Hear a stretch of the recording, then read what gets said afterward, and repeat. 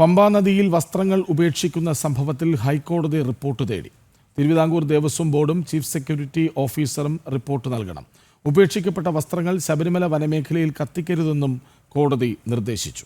വിവരങ്ങളുമായി രേഷ്മ ബാബു ഒപ്പം ചേരുന്നു. രേഷ്മ, പമ്പയിൽ നമ്മളിത് പലവട്ടം കാണുന്നതാണ്. പക്ഷേ ഇടയ്ക്കൊക്കെ അതിന് നിയന്ത്രണം ഏർപ്പെടുത്തുകയോ ഭക്തരെ ബോധവൽക്കരിക്കുകയോ ഒക്കെ ചെയ്തിരുന്നു. പക്ഷേ എങ്കിലും അത് ആവർത്തിക്കപ്പെടുന്നുണ്ട്. ഹൈക്കോടതി എന്തു പറയുന്നു?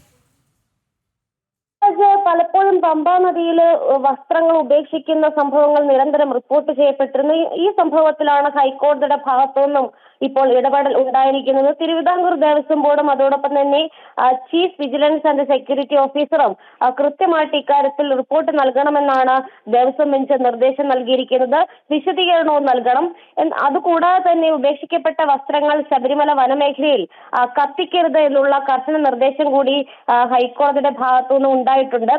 ശബരിമല സ്പെഷ്യൽ കമ്മീഷണറാണ് ഇക്കാര്യം ഹൈക്കോടതിയെ ധരിപ്പിച്ചത്. കാരണം പല ഇടങ്ങളിലും ഇത്തരത്തിലുള്ള മാലിന്യം തള്ളപ്പെടുന്ന ഒരു സാഹചര്യം ഉണ്ടെന്നായിരുന്നു ശബരിമല സ്പെഷ്യൽ കമ്മീഷണർ ഹൈക്കോടതിയിൽ നൽകിയ റിപ്പോർട്ട്. ഈ റിപ്പോർട്ട് കൂടി പരിഗണിച്ചുകൊണ്ടാണ് ദേവസ്വം ബോർഡിനോടും ചീഫ് സെക്യൂരിറ്റി ഓഫീസറോടും റിപ്പോർട്ടും അതോടൊപ്പം തന്നെ വിശദീകരണവും തേടിയിരിക്കുന്നത്. കൃഷ്ണരാജ്, വിവരങ്ങൾ നൽകിയത് രേഷ്മ ബാബു.